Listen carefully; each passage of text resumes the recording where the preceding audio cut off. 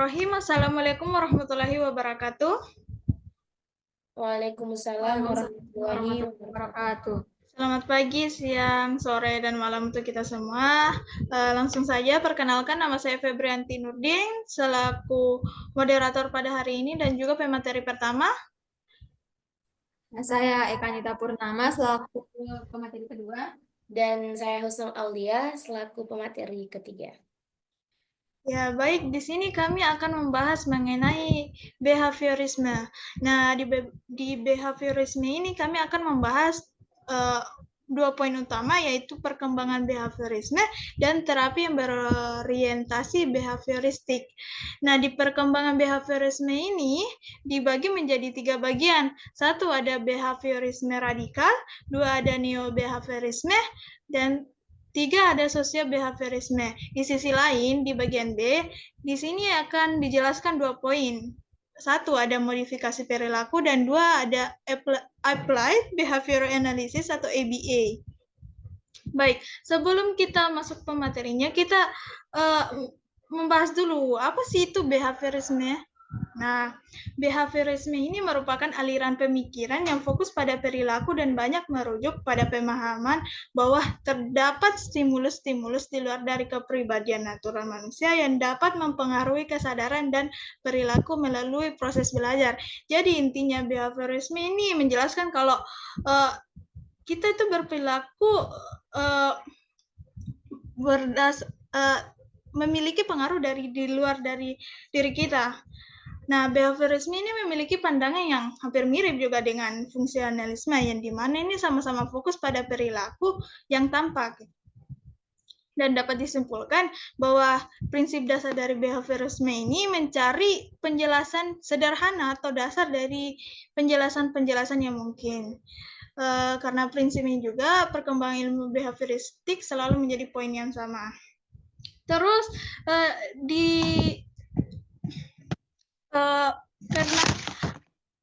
karena behaviorisme ini hampir mirip dengan fungsionalisme, tidak dapat dipungkiri bahwa behaviorisme ini memiliki pengaruh dari fungsionalisme. Nah, salah satu tokoh dari fungsionalisme di sini ada bernama John Wait. Nah, di behaviorisme ini terdapat tokoh bernama John Broadus Watson yang merupakan pelopor dari berdirinya behaviorisme ini. Langsung saja kita memasuki pada materi perkembangan behaviorisme. Saya serahkan kepada pemateri selanjutnya, yaitu Eka Nita Purnama untuk menjelaskan materinya.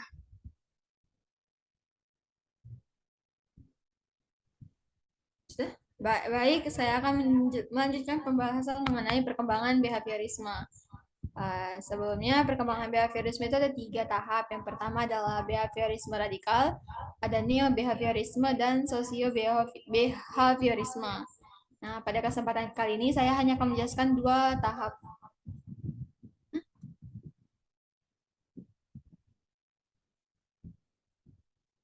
Saya hanya akan menjelaskan dua tahap perkembangan behaviorisme. Yang pertama ada behaviorisme radikal dan yang kedua adalah neo-behaviorisme. Baik, pada tahap pertama, behaviorisme disebut sebagai behaviorisme radikal karena hanya berfokus pada pengamatan terhadap perilaku yang dapat diamati dan menghindari pembahasan mengenai kondisi mental. Tak banyak berbeda dengan aliran sebelumnya, pada tahap ini Watson beranggapan bahwa psikologi harusnya hanya fokus pada perilaku, bukan pada pikiran.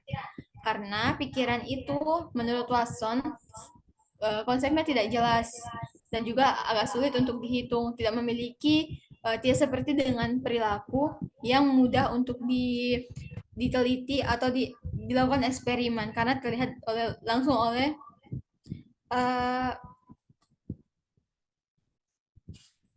lebih mudah diteliti oleh peneliti begitu. Kemudian adapun tokoh-tokoh yang menganut pandangan ini, yang pertama ada Ivan Petrovich Pavlov, Yang kedua ada John Brodus Watson, yang ketiga Edward Lee Thorndike, dan keempat Vladimir M. Bekhterev. Nah, baik, yang pertama adalah Ivan Petrovich Pavlov. Pavlov lahir pada tanggal 14 September 1849 di Ryazan, Rusia, dan meninggal pada tanggal 27 Februari 1936. Setelah menyelesaikan studi dokternya di University of St. Petersburg pada bidang ilmu alam, ia kemudian melanjutkan studi fisiologinya di University of Leipzig dan bertemu dengan Carl Ludwig dan juga Helmholtz, juga dengan aliran positivisme. Selama berada di University of Leipzig, Pavlov telah tertarik dengan sistem pencernaan dan melakukan penelitian yang mengaitkan hal ini dengan kemampuan fisiologis. Dan dengan penelitian itu, Pavlov berhasil menghasilkan temuan yang luar biasa yang kini kita kenal dengan classical conditioning. Kemudian bagi Pavlov penting untuk dikaitkan dengan psikologi, penting untuk dikaitkan dengan fisiologi karena kemampuan manusia pada aspek refleks dapat terhambat suatu waktu. Namun adanya pelatihan terhadap stimulus-stimulus, maka kemampuan refleks dapat terus bertahan. Dan yang kedua ada John Brodus Watson. Watson lahir di Greenville, South Carolina, Amerika Serikat. Ia besar di keluarga yang tak begitu harmonis. Ibunya adalah seorang yang religius, sedangkan ayahnya adalah seorang pemabuk.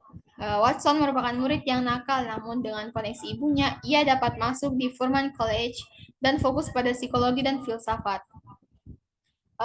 Ia melanjutkan studinya di University of Chicago, dan di universitas itulah awal mula pemikiran Watson mengenai behaviorisme muncul.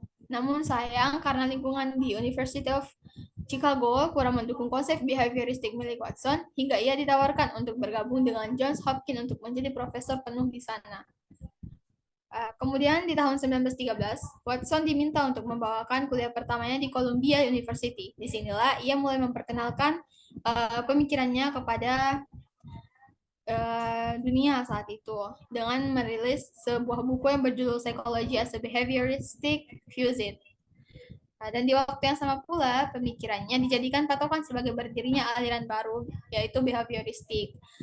Sebelumnya, Watson bukanlah orang pertama yang mengemukakan mengenai behavioristik, namun pandangannya dan temuannya lah yang begitu impact dari temuannya lah yang membuat dia akhirnya diklaim sebagai sebagai pendiri dari aliran behavioristik. Ini pemikiran Watson adalah bahwa psikologi itu harusnya lebih tertuju pada perilaku, bukan kesadaran. Adapun alasan Watson yakin dengan behavioristik adalah yang pertama, karena mempelajari psikologi haruslah dengan mempelajari perilaku yang terlihat. Yang seperti salah satu contohnya adalah bagaimana dia membuat penelitian dengan anjing, yaitu conditional. Ya, silakan. Baik, yang pertama adalah bahwa menurut Watson, psikologi itu haruslah dipelajari, mempelajari perilaku yang terlihat, bukan dengan hanya kesadaran.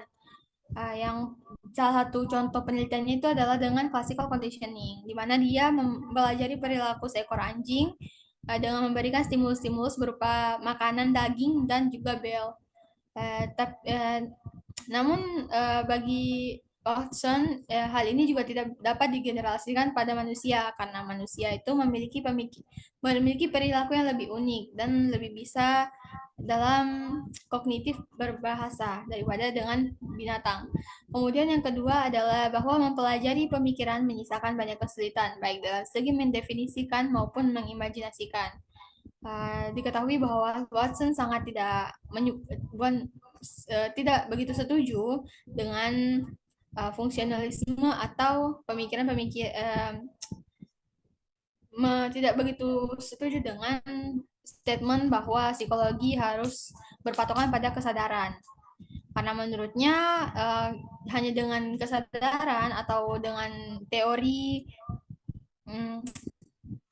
bahwa mempelajari pemikiran menyisakan banyak kesulitan. Salah satunya adalah apabila kita menggunakan apabila psikologi hanya menggunakan teori introspeksi, maka hal ini akan sulit untuk mendapatkan bukti karena tidak adanya objek langsung yang dapat dipelajari. Kemudian yang ketiga adalah ilmu psikologi harus dapat memberi kontribusi praktis pada berbagai konteks kehidupan.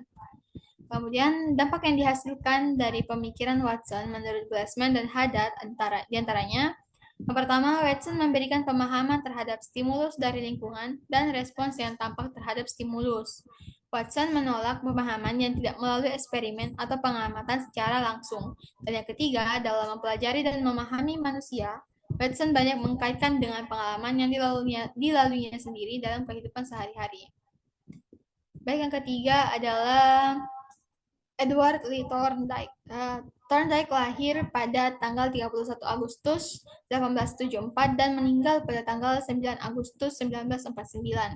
Ia lahir di Williamsburg, Amerika Serikat.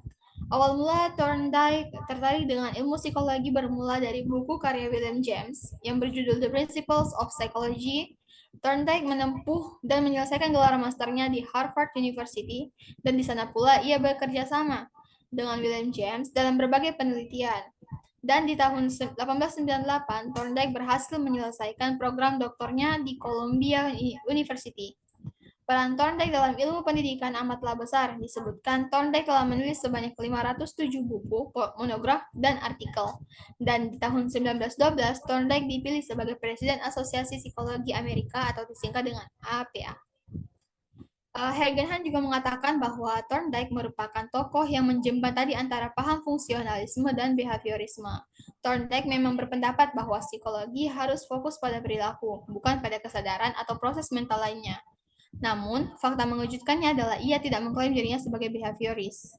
Ia hanya menggunakan paham behaviorisme untuk keperluan kerja praktis dan penelitiannya. Namun, pandangan utamanya tetap berada di fungsionalisme. Hal inilah yang menjadikan Thorndike salah satu tokoh penting yang mengawali gagasan behaviorisme.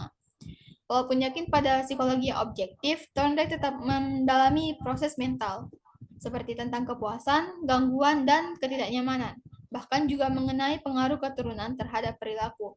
Pendekatan yang kerap digunakan oleh Thorndike adalah connectionism, yaitu pendekatan yang yakin bahwa proses belajar itu terjadi karena hubungan antara situasi atau elemen-elemen situasi dengan respons. Dan yang keempat adalah Vladimir M. Bekhterev. Bekhterev lahir pada tanggal 20 Januari 1857 dan meninggal pada tanggal 24 Desember 1927. Bekhterev merupakan neurologi dan psikiatris berkebangsaan Rusia. Bekhterev juga lah tokoh yang mendirikan laboratorium psikologi pertama di Rusia dan membangunnya bersama dengan Ivan Sekhenov dan Ivan Pavlov.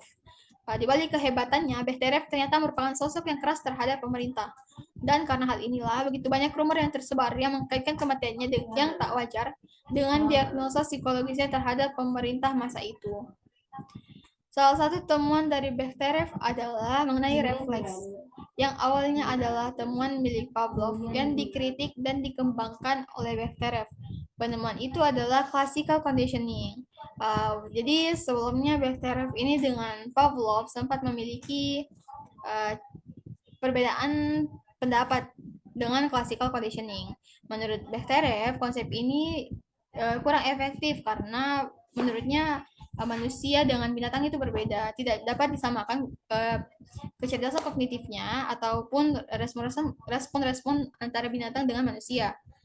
Begitu. Terus yang kedua juga adalah Bekhterev mencoba mengembangkan konsep ini dengan otot daripada dengan pencernaan anjing seperti apa yang dilalui oleh Pavlov sebelumnya. Dan konsep ini ia namai dengan associated reflex, yaitu konsep yang dapat menjelaskan perilaku sederhana ataupun kompleks. Perilaku yang kompleks baginya diraih ketika perilaku-perilaku sederhana lainnya terakumulasi melalui associated reflex. Contohnya seperti ketika kita ketika seseorang takut pada ular, maka terkadang begitu ia melewati semak-semak, ia akan takut atau menghindar dari semak-semak tersebut karena dalam pikirannya sudah ada muncul refleks yang mengatakan bahwa semak-semak adalah tempat di mana ular itu bersarang begitu. Terus yang kedua adalah neo-behaviorisme. Oh, kita sudah masuk pada tahap perkembangan behaviorisme yang lain.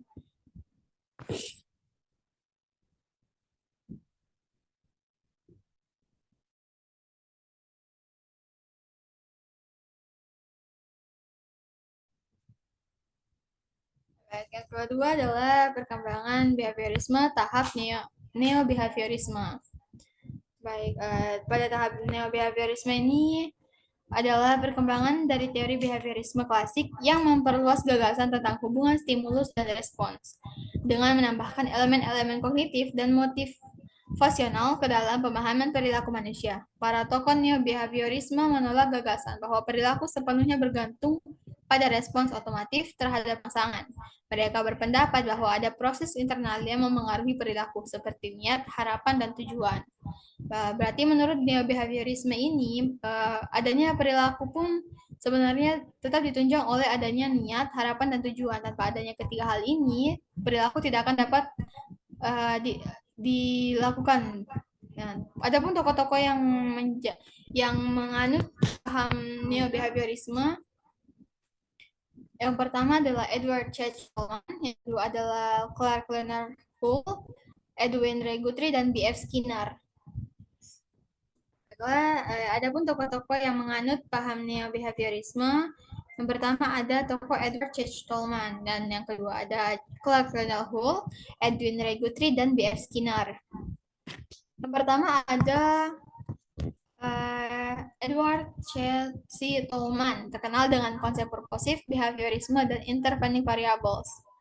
Yang pertama ada purposive behavior. Menurut Tolman, setiap perilaku memiliki tujuan. Perilaku bukan hanya reaksi otomatis terhadap rangsangan, tetapi merupakan alat untuk mencapai suatu tujuan. Meskipun ada kritik karena memasukkan konsep tujuan, Tolman tetap setia pada prinsip behaviorisme. Baginya, tujuan bisa dijelaskan secara operasional atau bisa diukur dan diamati sehingga tetap objektif dan sesuai dengan pendekatan ilmiah. Yang kedua adalah intervening variables, adalah faktor internal yang tidak bisa diamati secara langsung, namun mempengaruhi perilaku seseorang. Contohnya seperti harapan, keyakinan, dan peta kognitif atau mental map. Tolman percaya bahwa antara rangsangan, stimulus, dan respon perilaku ada perilaku proses internal yang bekerja, dan faktor-faktor ini harus didefinisikan secara operasional agar bisa diteliti dan diukur. Yang kedua, tokoh kedua itu adalah Clark Leonard Hull.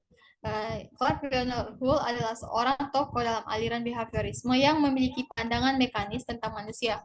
Ia menganggap bahwa perilaku manusia bersifat otomatis dan dapat dijelaskan secara ilmiah. Berbeda dengan Edward Tolman, Hull tidak merasa perlu menggunakan konsep mental dalam teorinya.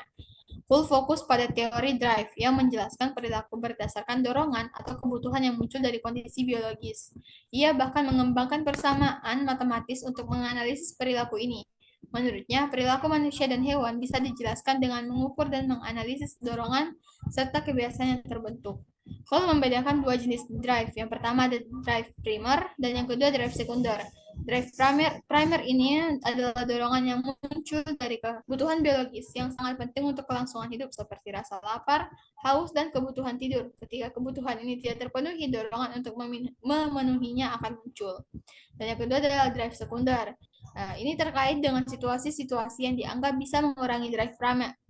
Misalnya, seseorang mungkin merasa dorongan untuk mencapai sesuatu yang dianggap menyenangkan atau bermanfaat, meskipun itu bukan kebutuhan biologis langsung. Dengan cara ini, Hull menjelaskan bahwa perilaku manusia dan hewan ditentukan oleh upaya untuk mengurangi dorongan-dorongan tersebut. Yang ketiga ada Edwin Ray Guthrie, menekankan pentingnya hubungan antara stimulus dan respons dalam proses pembelajaran. Menurutnya, pembelajaran terjadi melalui prinsip kontiguitas, yaitu asosiasi yang terbentuk ketika stimulus dan respons terjadi bersamaan. Guthrie berpendapat bahwa proses belajar itu sederhana dan bisa terjadi dalam satu percobaan saja. Artinya, jika sebuah stimulus, misalnya bunyi bel, diikuti oleh respons, maka asosiasi antara keduanya langsung terbentuk. Jika stimulus yang sama muncul lagi, respons yang sama juga akan muncul. Dia tidak setuju dengan gagasan bahwa pengulangan diperlukan dalam pembelajaran. Menurut Guthrie, cukup dengan adanya stimulus dan respons yang terjadi bersamaan, perilaku tersebut sudah bisa terbentuk tanpa perlu diulang-ulang. Dengan demikian, pandangan Guthrie lebih menekankan pada momen-momen spesifik di mana stimulus dan respons terjadi bersamaan daripada proses belajar yang berulang. Yang keempat, dan yang terakhir ada B.F. Skinner. B.F. Skinner adalah seorang psikolog yang sangat berpengaruh dalam bidang perilaku, khususnya dalam apa yang disebut sebagai neo-behaviorisme. Beberapa pandangannya, yang pertama adalah penolakan proses mental. Skinner menolak gagasan Skinner menolak gagasan bahwa kesadaran atau proses mental memainkan peran penting dalam perilaku. Dia lebih fokus pada perilaku yang bisa diamati, yaitu bagaimana stimulus berhubungan dengan respons. Dan yang kedua adalah operant conditioning atau pengkondisian operan. Ini adalah konsep utama Skinner. Dia berpendapat bahwa perilaku dikendalikan oleh konsekuensi yang muncul setelah tindakan tersebut. Ada dua jenis konsekuensi. Yang pertama adalah penguatan penguatan dan hukuman. Penguatan ini dibagi lagi menjadi dua, yaitu penguatan positif dan penguatan negatif. Penguatan negatif ini menambah sesuatu yang menyenangkan, seperti memberi hadiah ketika seseorang melakukan sesuatu yang baik, atau kalau kita sebut dengan reward.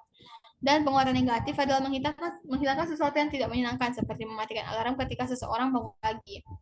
Dan yang kedua ini adalah hukuman. Hukuman ini terbagi juga menjadi dua, yaitu hukuman positif dan hukuman negatif. Hukuman positif menambah sesuatu yang tidak menyenangkan, seperti menghukum seseorang karena berbuat salah.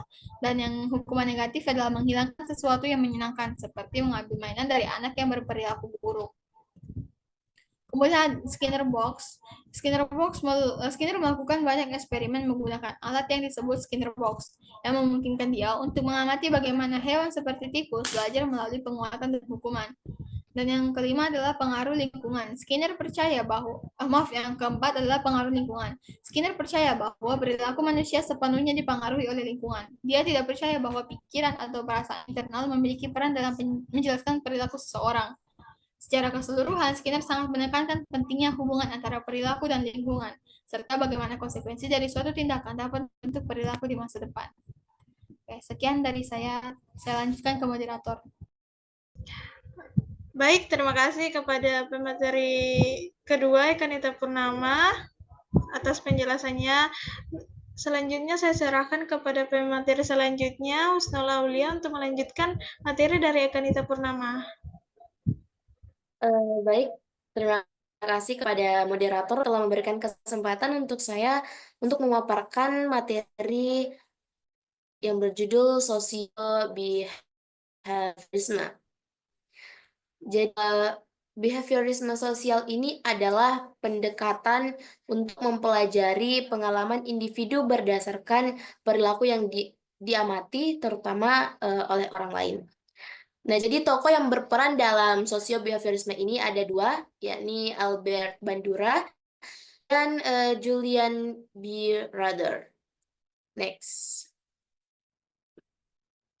Yang pertama kita akan bahas tentang Albert Bandura, yang mana Albert Bandura ini menurut dia behaviorisme itu tidak lengkap dalam menjelaskan perilaku manusia. Penjelasan bahwa perilaku manusia dikendalikan oleh stimulus dan penguatan merupakan penjelasan yang lemah dan bertentangan dengan kenyataan bahwa manusia itu memiliki kepribadian yang mana secara konsisten dalam berinteraksi dengan lingkungan. Sederhananya, teori pembelajaran sosial ini atau social learning theory ini merupakan gagasan bahwa manusia itu belajar dari perilaku yang dilihatnya di sekitarnya. Nah, contohnya seperti anak-anak yang meniru perilaku keluarganya, meniru perilaku temannya, atau karakter aktor ya, seperti modeling contohnya. Nah, jadi Bandura ini dengan social learning teorinya memandang bahwa perilaku manusia itu tidak ditentukan oleh personal atau kepribadian ataupun stimulus yang ada di lingkungan. Nah, jadi perilaku manusia itu justru dianggapnya lebih banyak diperoleh melalui pengamatan langsung terhadap perilaku orang lain dan bagaimana akibatnya terhadap dirinya sendiri. Nah, contohnya seperti yang saya sebutkan tadi. Nah, lalu yang kedua adalah teori efikasi diri. Nah, jadi teori efikasi diri ini adalah keyakinan dan kepercayaan seseorang terhadap kemampuannya untuk berhasil dalam situasi atau tujuan tertentu. Nah, efikasi diri yang tinggi dapat terwujud dalam beberapa sifat dan perilaku ketika contohnya kita tekun, percaya diri, dan memandang kesulitan itu sebagai tantangan, maka disitulah teori efikasi diri akan meningkatkan diri kita untuk berhasil dalam melakukan hal tersebut. Jadi Albert Bandura ini membagi teori efikasi diri menjadi dua, yakni outcome expectation dan efikasi expectation. Nah, outcome expectation menunjuk pada perkiraan seseorang bahwa perilaku tertentu akan dapat menghasilkan hasil tertentu. Nah, seperti contohnya ketika kita ingin melakukan sebuah kompetisi, contohnya seperti kompetisi lari. Nah, berarti kita akan tekun dalam latihan lari.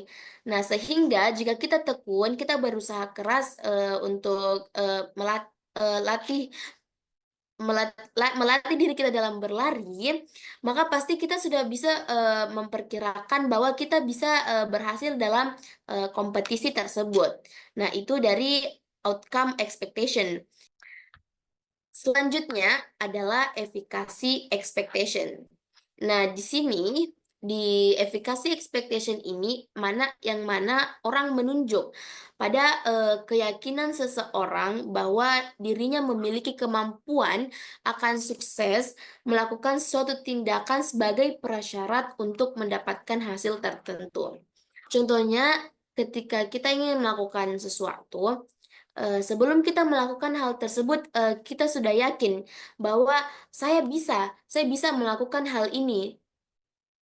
Itu dan keyakinan itu sudah kita tanamkan dalam diri kita sehingga ketika kita melakukan hal tersebut ternyata kita sudah bisa melakukan tersebut karena sebelumnya kita sudah menanamkan dalam diri kita keyakinan bahwa kita bisa melakukan hal tersebut.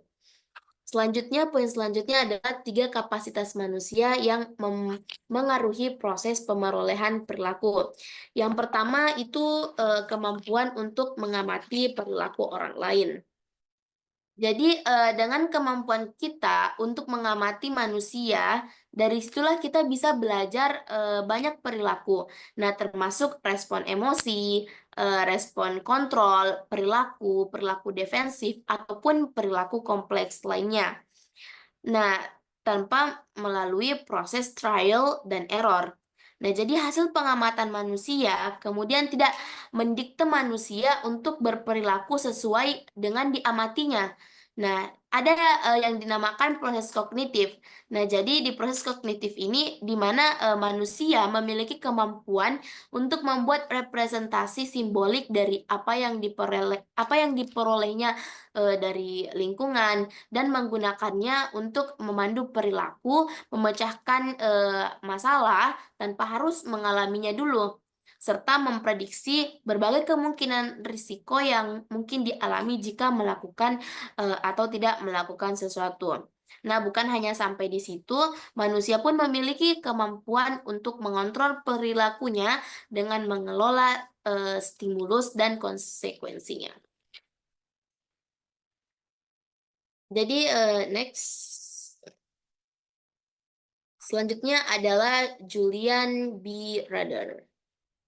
Jadi Rader ini mengembangkan teori locus of control yang menyatakan adanya keyakinan manusia mengenai kekuatan yang mengendalikan diri kita. Keyakinan tersebutlah merupakan faktor kognitif yang kemudian berpengaruh terhadap pembentukan perilaku manusia. Namun di sini Rader membedakan teori locus of control-nya menjadi dua faktor, yakni faktor eksternal dan faktor internal. Jadi faktor eksternal ini adalah keyakinan bahwa semua yang terjadi itu adalah faktor dari luar diri kita atau dari orang-orang sekitarlah yang memengaruhi tindakan kita dan hasilnya.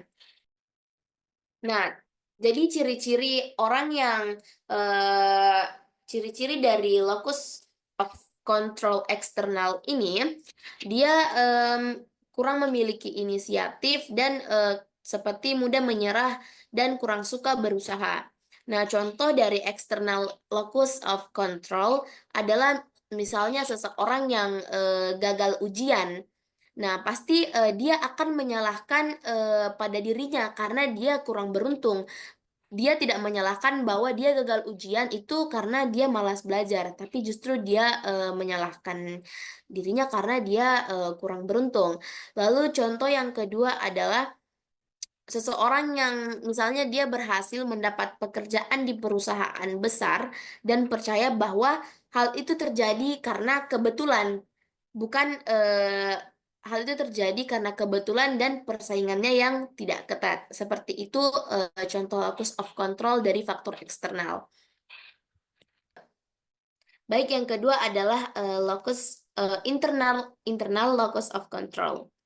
Nah, di sini ada orang yang mempunyai persepsi bahwa hubungan antara perilaku dan keyakinan yang bergantung pada diri kita ini itulah yang disebut locus internal locus of control.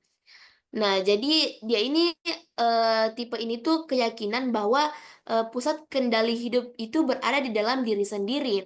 Nah, jadi orang yang dengan locus of control internal ini, dia cenderung memiliki ciri-ciri seperti dia memiliki inisiatif yang tinggi, terus selalu berusaha untuk menemukan pemecahan masalah. Jadi dia kebalikan dari external locus of control. Nah, seperti contohnya, ketika orang gagal ujian, terus dia menyalahkan keadaan, nah dia berbanding terbalik dengan internal locus of control. Justru dia percaya bahwa kita akan lulus ujian dengan baik ketika kita belajar keras. Nah, dan kita percaya bahwa usaha, proses, dan waktu yang terpakai adalah penyebab mengapa kita bisa berhasil. Nah, seperti itu. Next. Nah, selanjutnya yang akan kita bahas adalah terapi yang berorientasi pada behavioristik. Karena sebelumnya tadi kita sudah membahas bahwa apa itu behaviorisme. Jadi selanjutnya akan membahas tentang eh, paham dan menerapkan bagaimana penerapan dan praktik perbedaan perilaku terhadap individu setelah mengenal dan menerapkan paham behavioristik. Nah, yang di sini kita akan membahas dua. Yang pertama modifikasi perilaku dan yang kedua applied behavior analysis atau ABA. Next. Jadi yang pertama adalah modifikasi perilaku. Nah, jadi modifikasi perilaku ini menurut pada ilmiah dan praktik profesional dan analisis dan memodifikasi perilaku.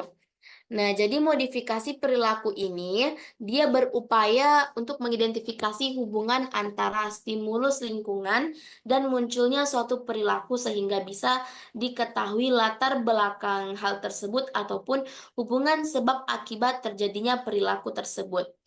Nah, modifikasi perilaku ini menggunakan berbagai proses dalam mengubah perilaku, antara lain melalui shaping atau mendorong dan mentransfer kontrol stimulus, generalisasi ataupun cognitive behavior modification, dan masih banyak lagi. Lalu yang kedua adalah applied behavior analysis atau ABA. Jadi ABA ini merupakan bidang praktik dan penelitian yang fokus pada penggunaan prinsip-prinsip belajar, khususnya operant conditioning. Nah, untuk memahami dan meningkatkan perilaku orang secara sosial dianggap penting. Selain itu, ABA merupakan model intervensi yang berorientasi pada nilai-nilai ilmiah dalam mengumpulkan data, menganalisis, dan menginterpretasi data. Sedangkan ABA ini lebih sedikit menggunakan metode kognitif, tapi lebih menggunakan self-administration teknik. Jadi bisa dibilang ABA ini sebagai pengobatan paling efektif untuk orang-orang yang autisme ya. Dan penerapan analisis perilaku terapan ini Yang contohnya itu adalah pembentukan penguatan seperti anak-anak yang diberi penguatan untuk mengambil pensil, lalu dia disuruh untuk mencoret kertas, membuat garis, dan menulis huruf. Nah, jadi kita memberikan penguatan ini secara langsung dan spesifik, seperti pujian yang kita tuaikan kepada anak tersebut bahwa, wah, dia sudah bisa untuk menulis, seperti itu, teman-teman. Lalu teknik yang lain adalah terapan yang lain itu contohnya seperti pemodelan. Jadi pemodelan ini adalah satu teknik terapi ABA yang dapat kita gunakan. Seperti contohnya tadi itu dia meniru orang lain ya, meniru siapa yang ia sukai seperti itu. Mungkin itu saja materi yang saya sampaikan. Saya kembalikan kepada moderator.